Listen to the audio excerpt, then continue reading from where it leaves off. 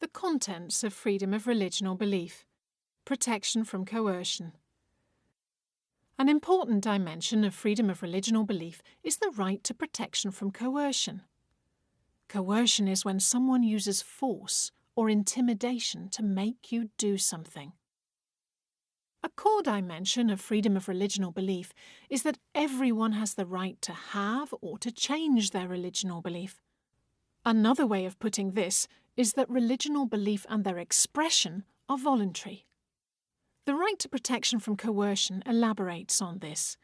No one, not the state, religious leaders or any other person or group, has the right to force their beliefs or practices on others, neither to make them have, keep, nor change their religion or belief. International Covenant on Civil and Political Rights, Article 18, Paragraph 2. No one shall be subject to coercion which would impair his freedom to have or to adopt a religion or belief of his choice. This dimension not only bars states from coercing people, it also gives states a duty to protect people from threats or violence that they face from other people or groups in society. Nonetheless, around the world we see examples of coercion in the form of threats, violence, or punishments such as fines or imprisonment.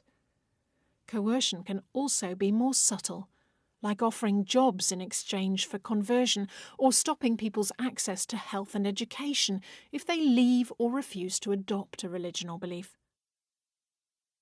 Sometimes the state is involved in coercion, either officially through legislation or via the actions of officials at the local level. The Baha'i community is the largest non-Muslim religious minority in Iran. Since the 1979 revolution, Baha'is have been systematically persecuted as a matter of government policy in an attempt to force them to convert to Islam.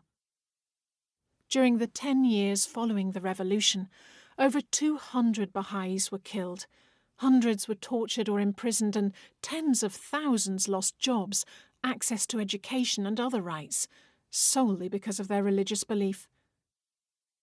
As of December 2017, there were 97 Baha'i prisoners of conscience in Iran, including 6 national-level Baha'i leaders. This example illustrates the connection between discrimination and coercion. Baha'is in Iran are banned from going to university and from employment in the civil service. This discriminatory law is coercive. When a student or employee is discovered to be a Baha'i, they face the choice between converting to Islam or losing their position. Sometimes violent nationalist or extremist groups coerce people to change their religion or beliefs. The so-called Islamic State, Daesh, forced both Yazidis and Christians to convert and murdered people who refused.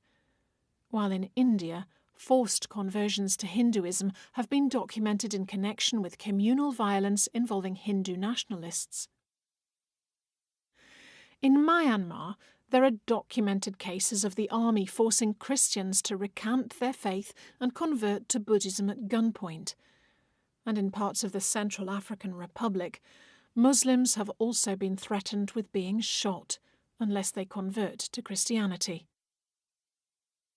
Although the ban on coercion formally applies to people's ability to have, adopt or change their religion or belief, many people also experience both state and societal coercion in relation to the practice of religion. An issue that illustrates this coercion is women's clothing. Some countries legally require women to wear religious clothing, while others ban women from doing so. And women can face harassment from people outside their faith community if they wear religious clothing, and from people within their own faith community if they do not.